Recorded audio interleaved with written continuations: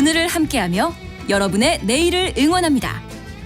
성공을 부르는 좋은 습관, 성공예감 이대호입니다.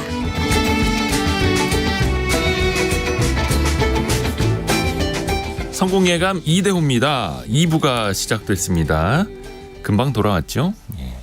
저희가 경제상식 퀴즈 내드렸던 것 정답은 유턴 기업이었습니다. 유턴 기업. 국가적으로는 뭐 리쇼어링 정책 이러기도 이제 표현을 하는데 돌아오는 기업은 해외로 나갔다가 다시 국내로 돌아오는 기업은 유턴 기업 이렇게도 표현을 합니다. 그래서 저희가 내드렸던 퀴즈의 정답은 유턴 기업이었고요.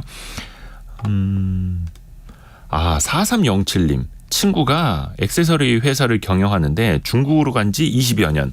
돌아오려는 계획은 늘 세우는 듯하지만 현실성이 없어서 희망 고문만 당하는 듯합니다. 그렇죠. 일각에서는 여전히 정부의 정책이 좀 미진하다. 그 기준을 채우기, 지원금을 받는 기준을 채우기가 어렵다. 이런 기업들의 목소리도 끊이지 않고 나옵니다. 9624님, 면접 보러 가는 중 버스에서 듣습니다. 이번에는 꼭 취업됐으면 좋겠습니다. 라고 보내주셨고요. 응원하겠습니다. 화이팅 하십시오. 3706님, 휴대폰을 잊고 나와서 출근길에 유턴했다가 다시 출발합니다. 지각입니다. 라고. 지금은 잘 도착하셨겠죠? 그리고 이렇게 문자 메시지 보내주셨으니까 휴대전화 찾아서 가셨으니 문자 메시지를 보내주셨겠죠? 고맙습니다. 5628님, 인생도 유턴할 수 있을까요? 직진입니다. 인생 직진입니다. 근데 다른 길을 또 찾아서 가면 되지요. 뭐 왔던 길을 굳이 좀 되찾으려고 하면서 아쉬워할 필요 있겠습니까? 또 그때그때 40대는 40대의 길, 50대는 50대의 길, 60대, 70대 그 나름의 길을 또 찾아가면 되겠죠. 오늘 증시 상황 한번 볼까요? 좀 보합권 움직이고 있는데요. 코스피는 0.1% 내린 2,579, 코스닥은 0.56% 오른 926 가리키고 있습니다. 원달러 환율은 1,335원으로 1.5원 정도 오르고 있고요. 1부 마지막에 예고를 해드린 것처럼 자, 실리콘밸리 이야기 재미나게 떠나보겠습니다. 근데 참 이게 우리가 유명한 사람만 그렇게 보는 건지 모르겠는데 성공한 큰 창업가 중에서는 유난히 대학교를 중퇴한 사람들이 많습니다. 마이크로소프트의 빌 게이츠, 애플의 스티브 잡스, 그리고 요즘에 챗 GPT로 많이 유명해진 오픈 AI의 샘 알트만까지 다들 대학교 졸업장이 없는 겁니다. 이분들 그럼 고졸 아닙니까? 고졸. 이쯤 되면 졸업장은 거들 뿐 잘 나가는 사업가 되려면 이거 대학교를 그만둬야 되나? 진짜 그렇게 생각해도 될지 그 시사점을 같이 한번 파보겠습니다. 미래생활사전 서울경제신문의 송이라 기자입니다. 안녕하세요. 네, 안녕하세요. 근데 사실 대학교를 중간에 그만둔다라는 게 사실 큰 용기가 필요한 건데요. 그럼요. 휴학하는 것도 용기가 필요한데 중퇴는 정말 엄청난 용기가 필요하죠. 근데 여러분이 지금 머릿속에 떠올리고 계시는 그 분이 미국 또 실리콘밸리 CEO라는 수식어를 달고 있다면 이 대학교를 중퇴를 하고 창업가로 성공했을 가능성이 매우 높습니다. 이 실리콘밸리뿐 아니라 미국의 유명한 이 기업가들 중에서는 유난히 이 학업을 중도에 포기하고 창업 전선에 뛰어들어서 성공한 분들이 많은데요. 대표적으로 말씀해 주셨던 것처럼 애플을 창업한 고 스티브 잡스는 이제 오레곤주에 있는 리드 컬리지, 커뮤니티 컬리지 철학과에 합격을 했지만 한 학기만 다니고 중퇴를 했고요. 이제 빌 게이츠 마이크로소프트 창업자 역시 하버드대를 2년 다니다가 중퇴를 했습니다. 마크 저커버그 옛 페이스북, 현 메타 플랫폼의 CEO도 하버드 심리학과를 2년 만에 그만두고 페이스북 사업에 본격적으로 뛰어들었고요. 저희 방송에서 한 번도 빠지지 않고 등장했을 것 같은 이분이죠. 일론 머스크 테슬라 CEO 역시 스탠포드 물리학 대학원을 중퇴한 전력이 있습니다. 뭐 이 밖에도 챗 GPT의 아버지라고 불리는 샘 알트만 오픈 AI 창업자, 또 잭 도시 트위터죠. 현재는 X죠. 창업자, 또 심지어 여자 스티브 잡스라고 불리면서 이 희대의 사기극을 펼쳐서 결국에 지금 옥살이를 하고 있는 이 엘리자베스 홈즈 테라노스 창업자도 역시 스탠포드 중퇴생 출신입니다. 다들 보니까 뭐 하버드, 스탠포드 좋은 대학교입니다. 입학하기도 어려운 대학교. 그렇죠. 가문의 영광인데 그럼요. 이런 좋은 학교 들어가는데 졸업장을 안 따고 그냥 중간에 중퇴를 한다. 네. 왜 그런 선택을 할까요? 그러니까 사실 그 마크 저커버그나 엘리자베스 홈즈 같은 이제 몇몇 이 특출했던 좀 튀었던 이 중퇴생 기업가들이 좀 언론에 집중적으로 조명을 받으면서 더 이런 현상이 좀 부각된 측면이 없잖아 있고요. 그래서 본인들의 학업 중퇴에 대한 견해들도 사람마다 다 달라요. 그래서 빌 게이츠 뭐 MS 창업자 같은 경우는 본인의 블로그에 이제 나이 60이 넘어서 네. 본인처럼 대학 공부를 중간에 포기하지 말아라. 절대 그러면 안 된다. 빌 게이츠는 네. 자기가 중퇴해놓고 네, 중퇴해놓고 나처럼 하면 안 된다. 네, 자기가 이제 학위 없이 성공한 거는 운이 좋았기 때문이다. 이렇게 네. 좀 조언을 하기도 했고요. 반면에 고 스티브 잡스 애플 창업자는 학교 필요 없다. 이렇게 얘기한 걸로 유명해요. 그래서 이분은 대학 생활이 너무 지루하고 따분해서 한 학기만 다니고 그만두고는 이제 학교의 다른 이제 과목들을 청강을 했대요. 그래서 그 중에 하나가 이 캘리그래피 수업이었는데요. 이제 캘리그래피가 이렇게 글씨 네. 이제 그리는 거잖아요. 서로 다른 문자와 이제 글씨체가 너무 아름답고 다양하다는 이 사실에 감동을 해서 그 이후에 틈틈이 글씨체 디자인에 열을 올렸는데 이 수업이 결과적으로는 애플의 그 독보적인 디자인의 근간이 됐습니다. 사실 우리가 대학 중퇴에만 좀 초점을 놓고 보면 이분들이 모두 학업을 끝까지 마치지 못한 중도 포기자라고도 볼 수 있지만 한편으로는 좀 학업보다 더 열정적으로 좀 뭔가에 계속 빠져 있었던 이 아웃라이어들이 결국에는 시대를 이끌었고 여기에는 졸업장의 가치보다는 실제 그 사람이 어떤 재능을 갖고 그 분야를 좀 집중적으로 파왔는지를 평가해주는 좀 사회의 분위기도 한몫하지 않았나 그런 분석이 나오고 있습니다. 그렇죠. 뭐 저마다 나름의 이유가 있겠고 그럴 수밖에 없는 이유 혹은 또 다른 특출난 능력이 있었으니까 그런 결정을 했겠습니다만 잠깐 그 아웃라이어라고 표현해 주신 건 우리말로 한 2단화 정도. 그렇죠. 근데 그 2단화의 괴짜? 대표적인 괴짜 천재는 사실 스티브 잡스. 그렇죠. 빼놓고 이야기를 할 수가 없어요. 근데 스티브 잡스가 또 중퇴한 이야기를 해보려면 그 전에 성장 과정이 불우했던 것부터 좀 짚어봐야 된다면서요. 네, 스티브 잡스 엄청난 이 자서전도 있잖아요. 네. 그것도 많은 분들이 읽으셨을 텐데 이 스티브 잡스는 1976년 애플을 설립을 했어요. 이 애플이 현재 전 세계 시가총액 1위죠. 네. 4천조 원을 넘어서 프랑스 전체 GDP에 해당하는 규모예요. 애플의 시가총액이. 그래서 한 개의 기업 사이즈가 세계 7위권 나라의 국내 총 생산과 맞먹을 정도로 이제 어마어마한 기업으로 키워낸 이제 네. 장본인인데 하지만 이런 대단한 애플을 창업한 잡스의 어린 시절은 말씀하셨던 것처럼 결코 순탄치는 않았습니다. 우선 잡스는 대학원생 신분으로 동거를 하던 부부 이제 남녀 사이에서 태어났어요. 그래서 시리아계의 아버지와 미국인의 어머니 사이에서 태어났는데 이제 이 미국인 어머니들이 시리아 쪽 좀 별로 안 좋아하시는 분들이 있더라고요. 네. 그래서 어머니 쪽에서 아랍계 아버지를 반대를 하면서 이제 스티브 잡스도 태어난 지 일주일 만에 이제 캘리포니아에 있는 양부모에게 입양이 됩니다. 입양아 출신이에요. 그래서 이름도 양부모의 성을 따라서 스티브 폴 잡스로 붙여졌고요.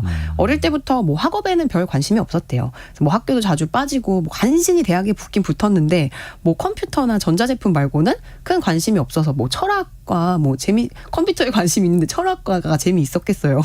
그래서 대학 입학과 동시에 근데 미국은 아무래도 대학 딱 20살 되면은 집에서도 나가고 뭔가 분리되는 느낌이 굉장히 강하잖아요. 네. 그래서 별로 집에서 돈을 안 대줬나 봐요. 그래서 학교를 중퇴를 하고 나서는 극심한 생활고에 시달렸다고 합니다. 그래서 콜라병을 팔아서 끼니를 해결을 하거나 뭐 무료 급식을 먹기 위해서 10km 이상 걸어 다녔다는 일화도 있고요.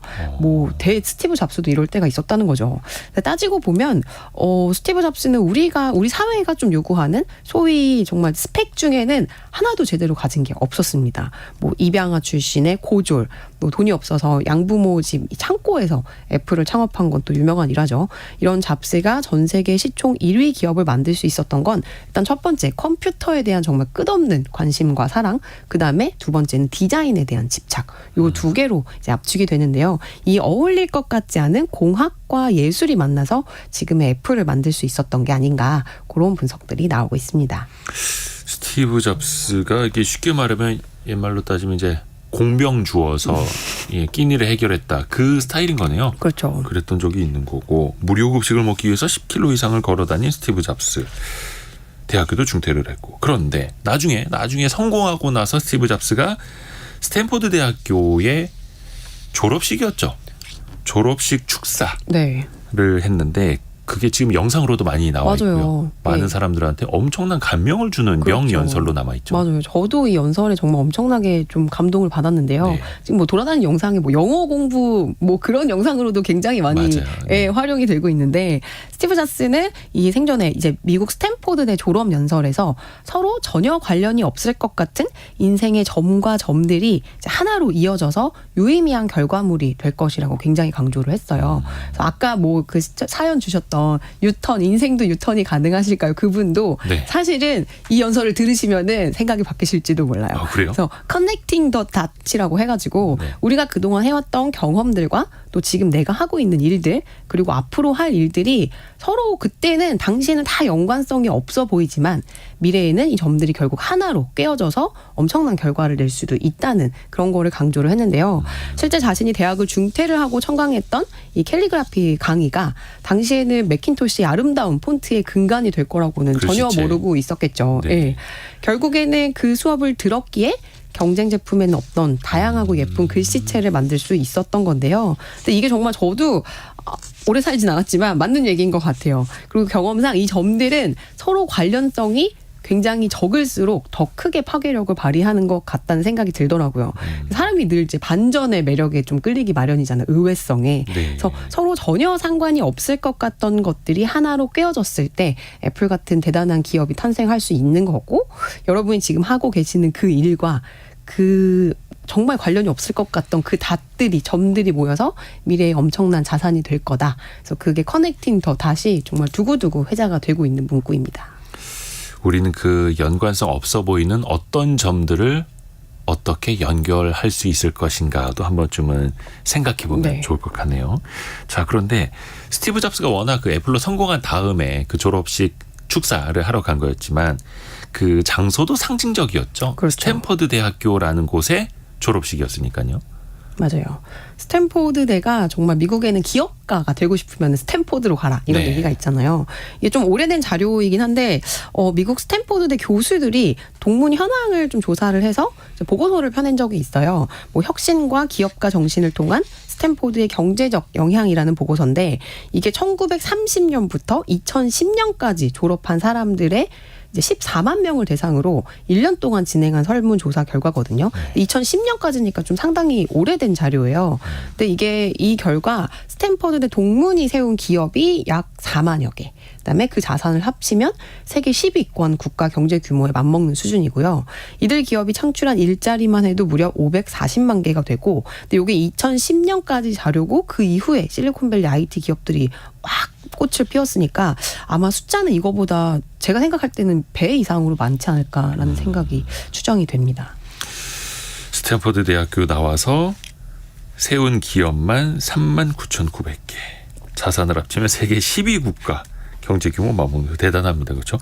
근데 뭐 특히 미국만 놓고 보더라도 명문대가 뭐 한두 개는 아닙니다. 그렇죠. 앞에서도 뭐 빌 게이츠나 또 뭐 하버드라든지 네. 뭐 예일 대학교라든지 굉장히 많은데 특히 스탠퍼드 대학교가 창업가를 많이 배출한 특별한 이유가 있을까요? 네.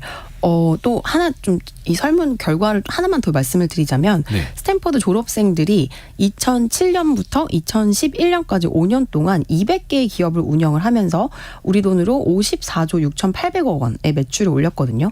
근데 이거는 이제 하버드 졸업생들보다도 많고요. 뭐 캘리포니아대 버클리 캠퍼스, 뉴욕대, 뭐 펜실베이니아 대학교 이렇게 유명한 기업들의 거의 3-4배에 달하는 수준이에요. 그러니까 다른 명문대 출신들보다 네, 훨씬. 스탠퍼드대 나와서 창업한 사람들의 회사가 그렇죠. 훨씬 더 크다. 그렇죠. 근데 사실 이거는 스탠포드를 선택한 학생들 자체가 아예 학교를 선택을 할 때 나는 창업을 하겠어.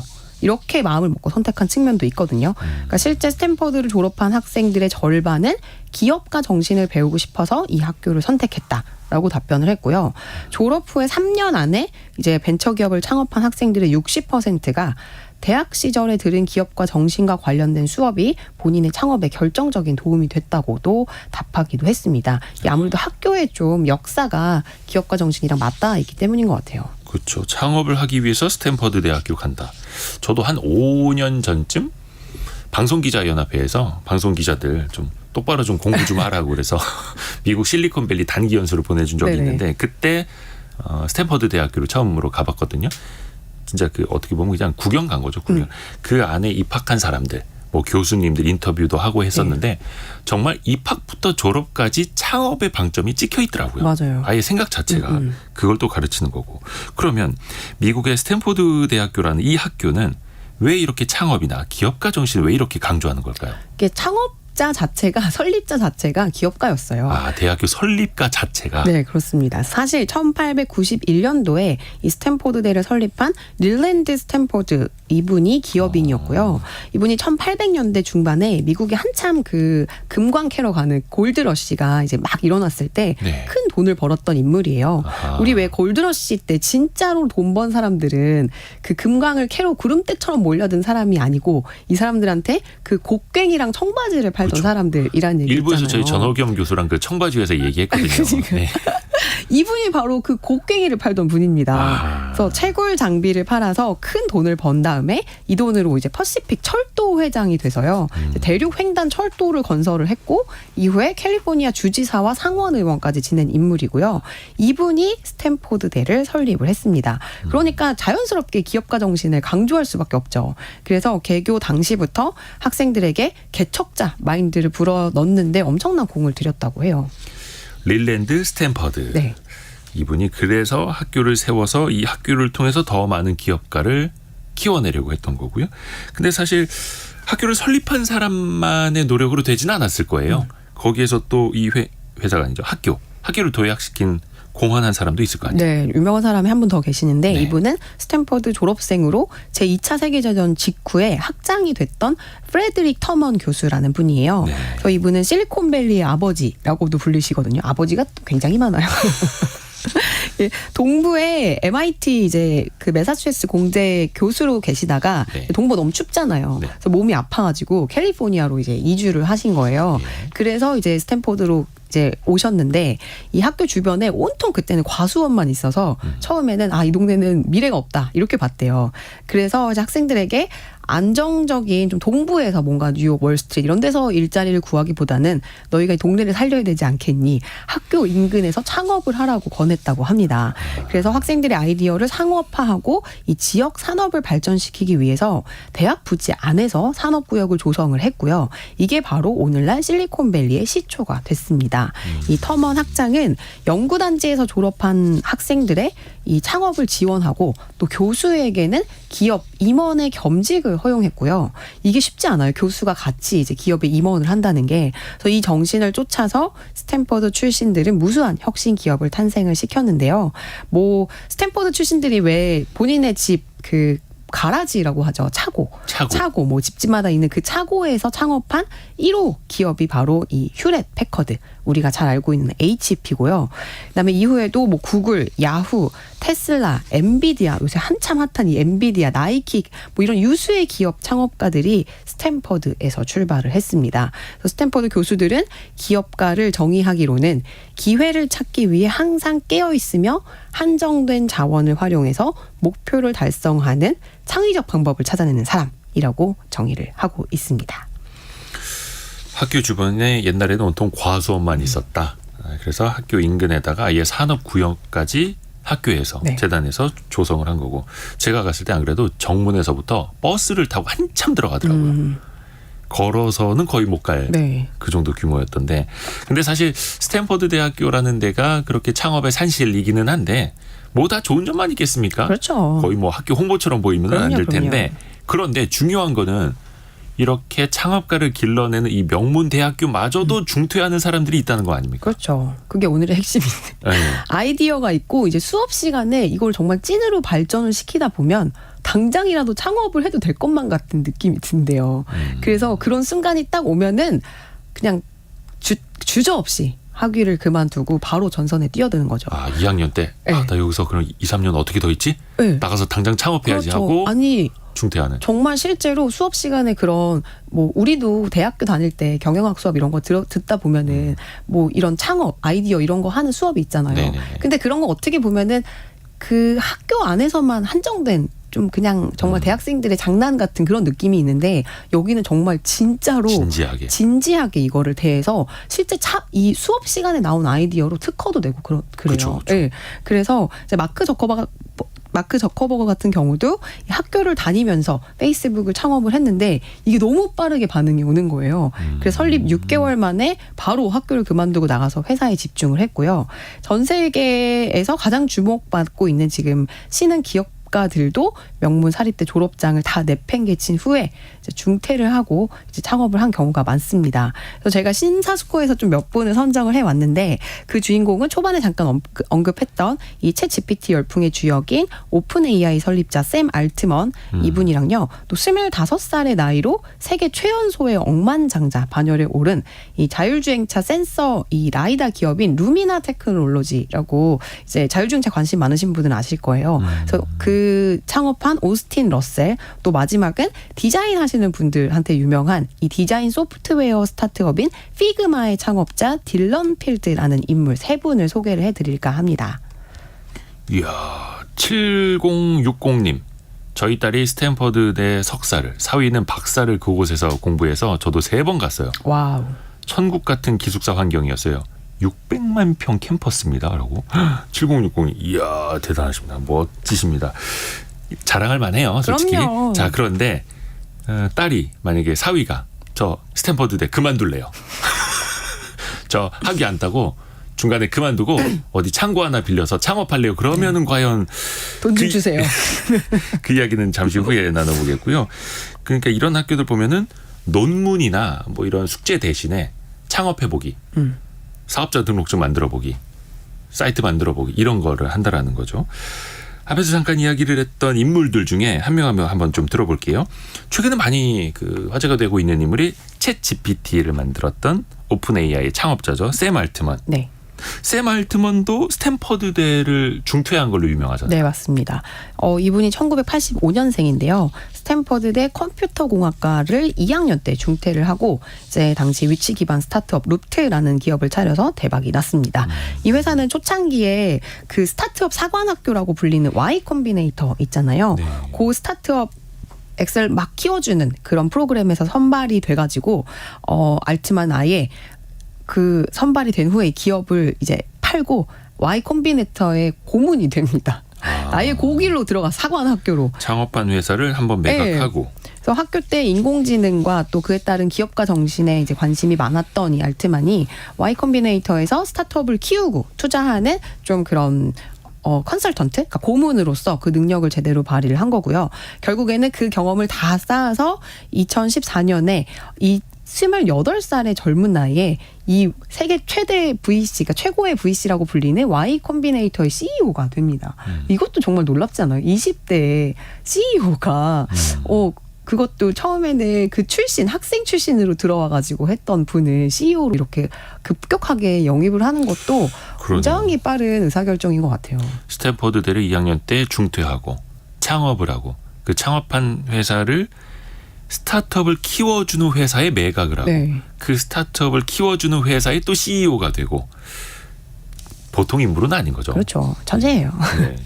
그 제 주변에 Y 콤비네이터 출신의 그 스타트업에 다니시는 분들, 거기서 이제 투자 받으신 분들이 몇 분 계시거든요. 네. 근데 이분 일단 여기에 그 프로그램에 선발된 것만으로도 이미 그 스타트업의 가치를 인정받은 거라고 하더라고요. 그래서 엄청난 명예래요. 그래서 Y 콤비네이터는 매년 여름과 겨울 이 두 차례에 약 300개 정도 스타트업을 선발을 해서 그 선발된 기업들에게 초기 투자를 제공할 뿐만 아니라 실제 이제 사업을 시작하고 성장할 수 있게 다양한 방식으로 뭐 선배도 소개를 시켜주고 뭐 이렇게 연결을 시켜주고 해가지고 도움을 주는데 뭐 세계적으로 유명한 이 테크 기업들과의 교류도 할 수 있고 또 멘토링 서비스도 있고 그래서 스타트업이 지속 가능하게 성장을 할 수 있게 도와줍니다. 그래서 샘 알트만은 이런 곳의 최고 이제 수장이었던 거죠. 그래서 얼마나 보는 게 많겠어요. 그래서 그만큼 기업을 보는 안목과 실제 어떻게 정말 이 작은 기업에서 성장해 나가는 그 방법을 이제 본인이 다 습득을 한 다음에 이제 오픈 AI를 차린 거죠.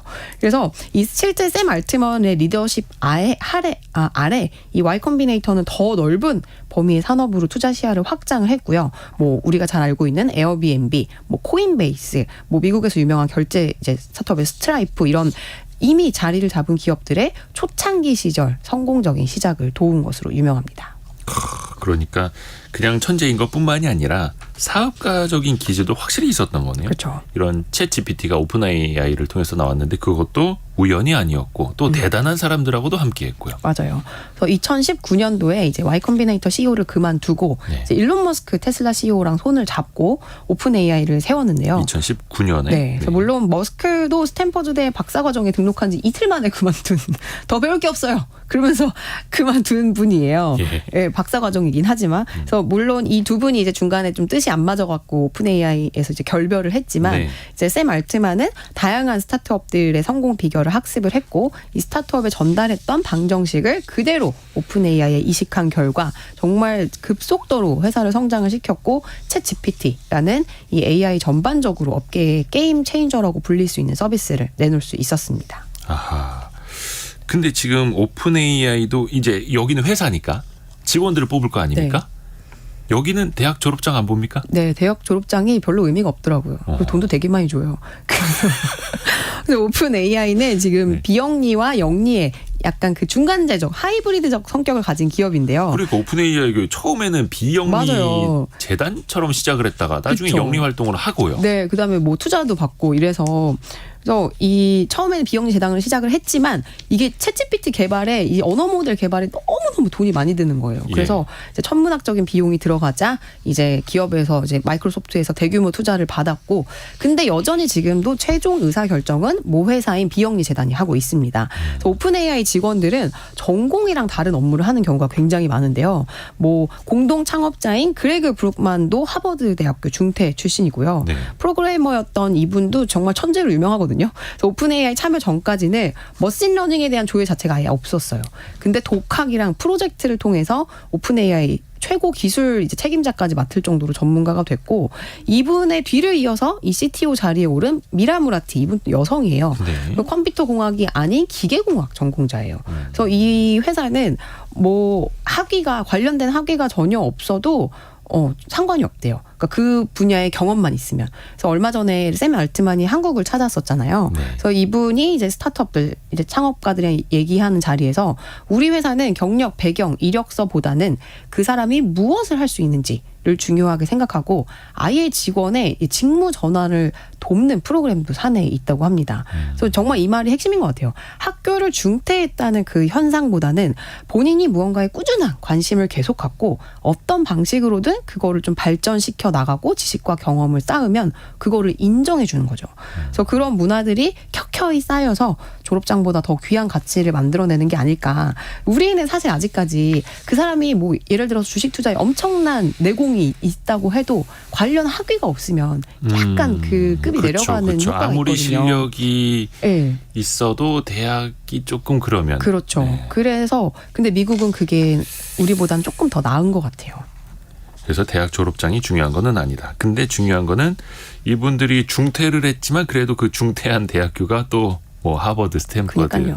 이런 훌륭한 난 대학교들이었다. 분들이에요. 난 분들. 그러니까 원체부터 나았던 사람들이다.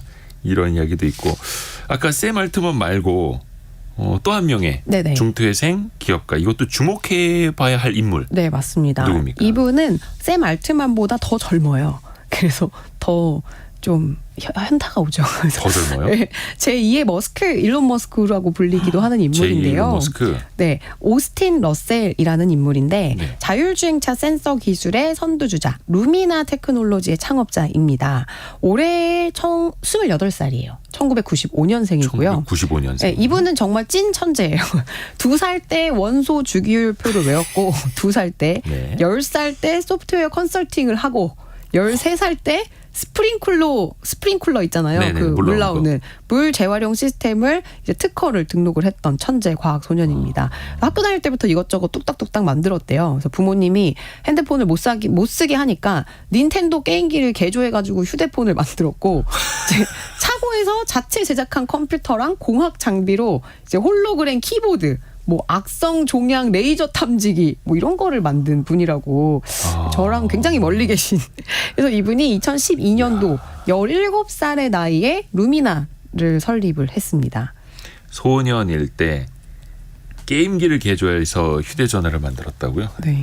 17살 나이로 지금의 그 자율주행차에 필요한 센서 기술 네. 그 회사인 루미나 테크놀로지스를 설립을 했고 그렇죠. 뭐 이런 천재들이 나와야죠. 그러니까 제2의 일론 머스크다라고 불리는 것 그렇죠. 같은데 이 회사에 대해서 살펴볼까요? 루미나 테크놀로지. 네네. 어떤 회사입니까? 생소하신 분들도 계실 텐데 네. 자율주행차의 눈 역할을 하는 이 고성능의 센서 라이다 기술이라고 부르는 이 라이다를 보유한 회사입니다. 이 라이다는 레이저를 목표물에 딱 비춰서 그 사물과의 거리 있잖아요. 네. 그 다양한 그 물성을 감지하는 기술로 자율주행차의 핵심으로 불리거든요. 그래서 그냥 기성 업체에서 부품을 조달을 하면은 이제 정보가 좀 새 나가니까 아예 여기에 필요한 부품들도 다 자체 제작을 합니다. 루미나에서는. 근데 요게 눈의 역할을 하기 때문에 굉장히 중요한 기술로 인식이 되고 있어요. 혹시나 헷갈리시는 분들을 위해서 이걸 레이더랑 라이다는 다릅니다. 다르죠. 네. 레이더는 뭐 주파수 같은 거 활용하는 네. 거고 라이다가 말씀하신 것처럼 레이저. 레이저를 활용하는 게 라이다라는 거고 요즘 뭐 자율주행차에 많이들 쓰이고는 있습니다만 이게 사실 엄청난 신기술이고 근데 이거를 17살 때 회사를 차려서 개발을 시작을 했다. 17살이면은 대학교 입학하기 전 아닙니까? 만 17살이겠죠. 네. 그러면은 미국에선 대학교 1학년? 아니면 고등학교? 이 정도 될 것 같은데. 네네네. 네, 2013년도에 이분이 스탠퍼드대 물리학과에 입학을 했어요. 예. 그래서 학교를 중퇴하는 조건으로 창업 자금을 10만 달러를 모 재단에서 지원을 받았어요. 잠깐만요. 학교를 그만두는 조건으로 네. 창업 자금 10만 달러를 받았다고요? 이것도 특이하죠. 1억 몇천만 원을? 네. 이게 정상입니까? 학교를 이게 그만두는 맞아요. 조건으로? 그 피터 틸 프로그램이라는 건데 피터 틸이 어디서 나오네요. 피터 틸이 좀 굉장히 이제 제로 투 원 이렇게 책도 유명한 책도 쓰신 분인데 이분이 이제 장학재단을 만들어서 이제 스타트업 창업자들을 키워내는데 창업자금 10만 달러를 대줄 테니 조건은 학교를 중퇴하는 거다. 이렇게 내세워가지고 이분이 거기에 선발이 됐어요. 그래서 학교를 들어간 지 단 3개월 만에 중퇴를 하고 루미나에 집중을 합니다.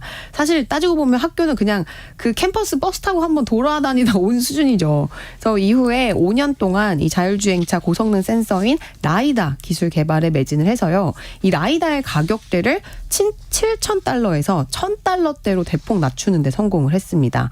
그래서 자율주행 산업을 확장시킨 주역으로 평가를 받고 있고 현재는 뭐 볼보, 다임러 같은 이제 세계적인 자동차 제조사들과 협력을 하고 있고요. 13학번이죠. 러셀은 2020년 12월 루미나를 이제 본인의 회사를 나스닥에 상장을 시켜서 최연소의 억만장자가 됩니다. 그리고 또 하나 더 있어요.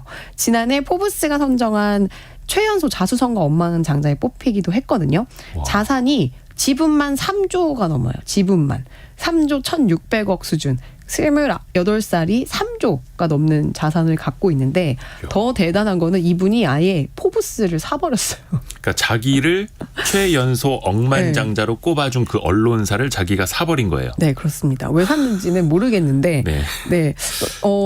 지난 5월이죠. 포브스 모기업인 이 포브스 글로벌 홀딩스 지분을 82%를 인수를 해서 이 포브스의 최대 주주 자리에 올랐어요. 그래서 자율주행차 센서 회사가 웬 미디어?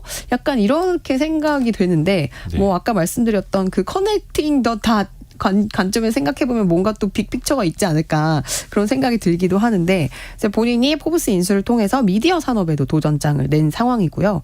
뭐 포브스의 취재나 편집 이런 일상 운영에는 전혀 관여를 안 하겠지만 미디어 기술과 인공지능 전문가로 구성된 새로운 이사회를 자기가 맡을 거라고 얘기를 했어요. 전혀 어울려 보이지 않는 이 두 점을 어떻게 꿰어갈지 이 억만장자 어린 억만장자가 사실 전 누구랑 결혼을 할지가 더 궁금하네요. 지금이 28살이랬네. 네네. 자, 최연소 그것도 자수성가 억만장자 한 3조 원 넘는 자산. 이분이 이제 오스틴 러셀. 28살이라는데 자꾸 이분 이렇게 네네. 이제 예. 러셀 군. 네. 네. 오스틴 러셀 군. 근데 앞에서도 이야기를 한 게 학교를 중퇴하는 조건으로 네. 창업 자금을 받았다. 네네. 이걸 사실 우리나라 분들이 들으시면은 되게 이상하실 것 그쵸. 같아요. 맞아요. 지금 중퇴를 조장하느냐 이런 그쵸. 글 올려주시는 네. 분들도 사실 많습니다. 맞아요. 그래서 중퇴를 조장하는 건 아니고요. 예. 이 틸 펠로십 장학 프로그램은 미국의 문화하고 미국의 창업 그쵸. 현실을 네. 말씀드리는 네. 겁니다. 이 재단의 주인인 이 재단을 만든 사람이 거물 사업가인 피터 틸 본인의 평소 철학이랑 좀 맞닿아 있대요. 그래서 네. 피터 틸은 이제 미국의 결제 앱이죠. 그 페이팔을 창업한 인물인데요. 네. 근데 같이 페이팔에서 일했던 인물들이 뭐 지금 다 줄줄이 실리콘밸리를 주름 잡고 있는 CEO죠. 뭐 일론 머스크 뭐 이런 분들 있잖아요. 그래서 2002년 페이팔을 상장을 시키고 페이팔이 이베이에 인수될 때 약 800억을 벌었는데 이제 좀 경영, 관리, 투자 역량이 뛰어난 페이팔의 마피아, 페이팔 마피아라고도 불리잖아요. 그래서 페이팔 마피아의 대부예요. 그래서 이분이 스탠포드를 본인은 졸업했어요. 근데 대학 교육은 인생의 낭비다.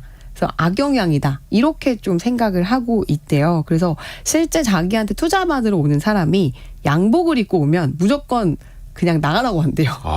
그래서 뭐 명문대 MBA를 나오거나 하버드 빈시스쿨 이런 데 나온 사람이랑 아예 대화를 하지 않는다는데 그 이유가 자기만의 독창적인 아이디어가 없고 정규교육을 다 마친 사람은 네. 자기만의 독창적인 게 없다. 네, 다 똑같은 생각을 하면 100점 100패를 하기 때문이라고 굉장히 강하게 주장을 하고 있으신 분이에요. 네. 그래서 평소에 그의 지론이 대학교 1학년 때 배운 거는 2학년이 되면 무용지물이 되고 4년은 너무 길고 대학은 새로운 걸 가르쳐주는 곳이 아니고 새로운 걸 못하도록 막는 곳이다. 이렇게 주장을 하고 있어서 때문에 이 틸 펠로우십의 장학금을 받으려면 중퇴를 한 인물이어야만 하는 거죠. 그래서 저는 부모로서 반대합니다. 이게 사실 문화가 다를 수도 있고 그 사회가 그 경제가 어디에 지향점을 찍느냐잖아요. 네. 뭐 사실 대학교 좋은 명문대 나오고 1등해서 나는 공무원이 되겠어도 나쁜 거는 아닙니다. 뭐 의대 가겠어, 의사가 되겠어도 나쁜 건 아닙니다. 다만 그 방향대로 그 사회와 그 경제가 흘러가는 거죠. 근데 미국 경제가 정말 대단한 거는 이런 천재들이 끊임없이 창업을 하고 끊임없이 창업을 해서 페이스북 메타도 나오고 애플이라는 어마어마한 기업도 나오고 그게 또 끊임없이 태어나고 있다라는 거니까 그래서 우리가 이런 이야기를 좀 듣고 배우는 거고요. 피터 틸 아까 장학재단이라고 했습니다. 네네. 이분이 페이팔 마피아라는 표현은 페이팔을 공동 창업해서 성공한 사람들이 제2, 제3, 제4의 창업을 계속하고 있기 네. 때문에 그중에 하나가 일론 머스크고 그래서 이른바 마피아라고도 부르는데 혹시 궁금하시는 분들은 그 제로 투 원이라는 책을 네. 읽어보시면 좋을 것 같고 피터 틸이 장학금을 줘서 성공한 사람들 많이 있습니까? 맞습니다. 그래서 제가 지금 마지막으로 소개해드릴 세 번째 중퇴 출신 사업가도 이 틸 장학재단 출신인데요. 딜런 필드라는 인물인데 이분이 피그마라는 기업의 창업자입니다. 우선 피그마라는 기업의 설명부터 좀 드리자면 요즘은 모든 이제 일을 하든 컴퓨터로 예쁘게 디자인을 해서 문구도 만들어야 되고 뭐 초대장도 보내야 하고 이런 디자인을 많이 할 일이 많잖아요. 이거를 과거에는 이 일을 전공하신 분들만 할 수 있었던 그 포토샵 이런 걸 쓸 수 있었던 분들의 고유 영역이었는데 이 디자인의 대중화를 이끈 주역 이라고도 할 수 있어요. 디자인 소프트웨어 기업인 피그마라는 기업을 창업한 분이고요.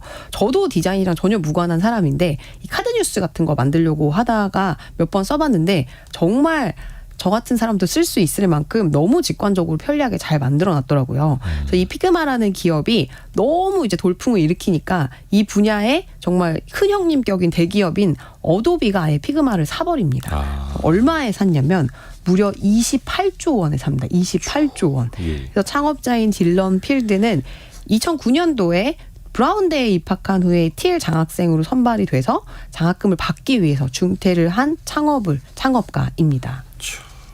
그렇게 좋은 대학교 나가서 창업을 하기 위해서 중퇴를 하고 우리나라 부모님들이 들으면은 야 이거 찬성을 해줘야 돼 말아야 돼. 그 미국 부모들도 속이 타들어가는 거는 마찬가지 않을까라는 그렇죠. 생각도 드는데 사실 이거 좋아할 부모가 얼마나 있겠어요. 예, 예. 우리 아이가 얼마나 열심히 공부를 해가지고 어렵게 아이비리그에 갔는데 또 아이비리그는 학비가 또 좀 비싸요.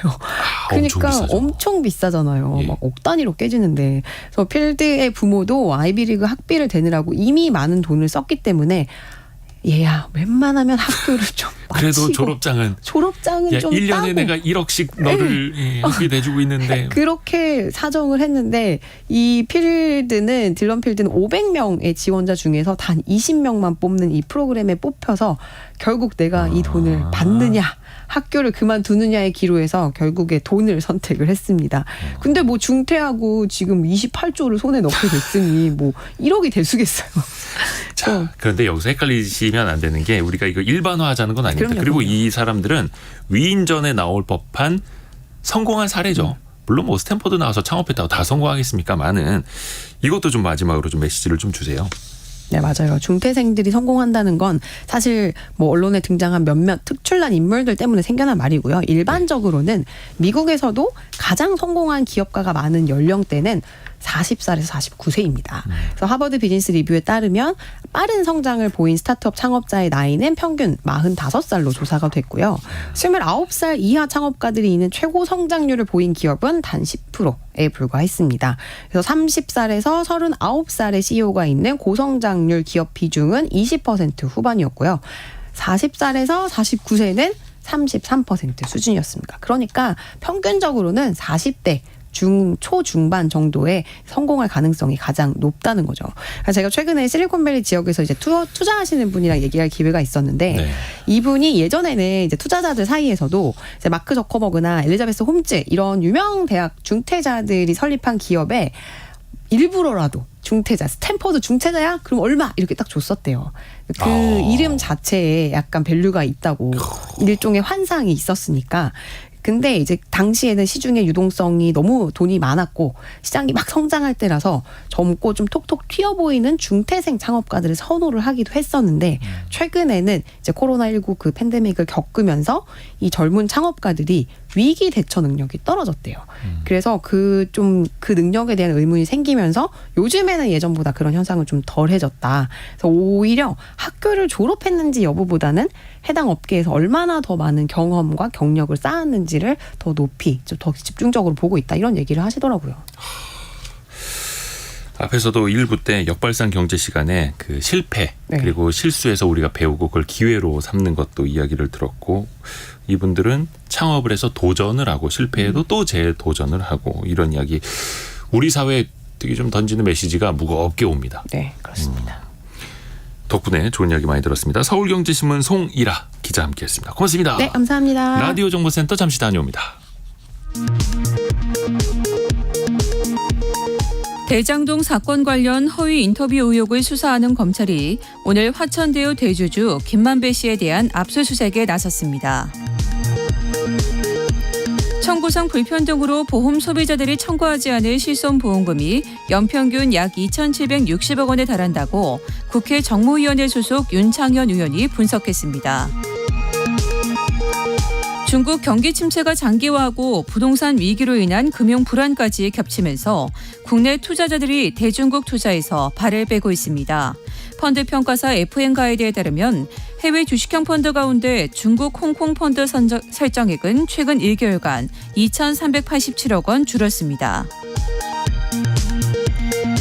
사과, 배뿐 아니라 포도, 복숭아 등 9월 과일 가격이 1년 전과 비교해 전반적으로 높을 것으로 전망됐습니다. 한국농촌경제연구원은 사과의 경우 도매 가격이 지난해 같은 기간에 비해 2배 이상 높을 것으로 예측했습니다. 지금까지 라디오 정보센터 뉴스 정원나였습니다.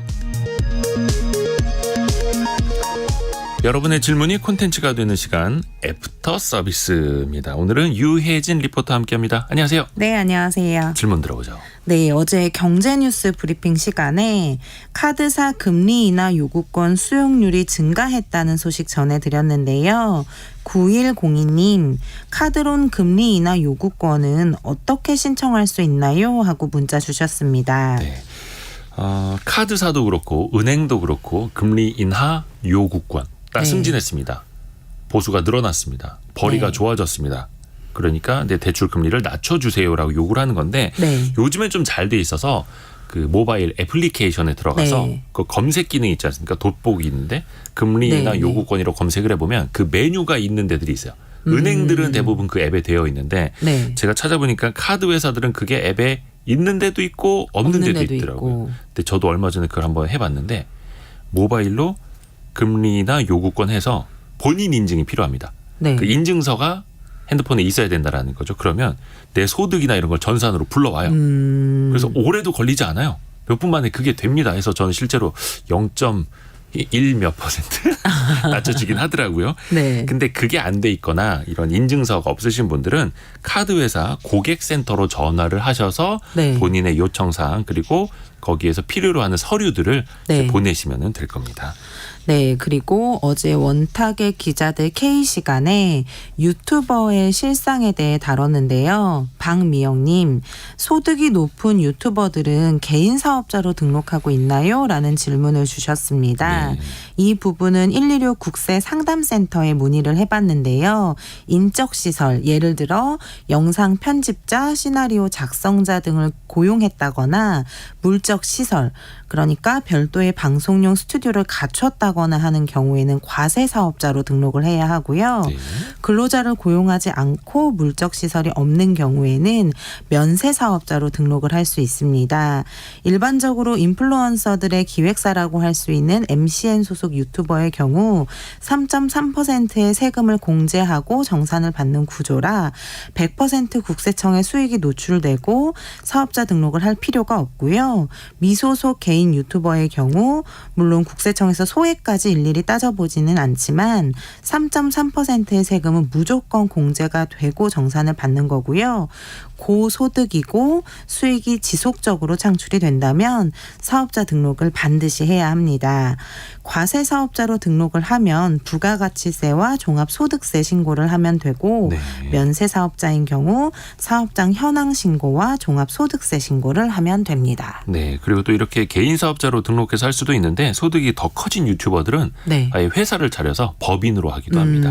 그럼 법인세율이 조금 더 낮으니까요. 네. 다음 질문은요. 네, 역시 어제 원탁의 기자들 K시간에 추석 민생 대책에 대한 이야기 나눠봤는데요.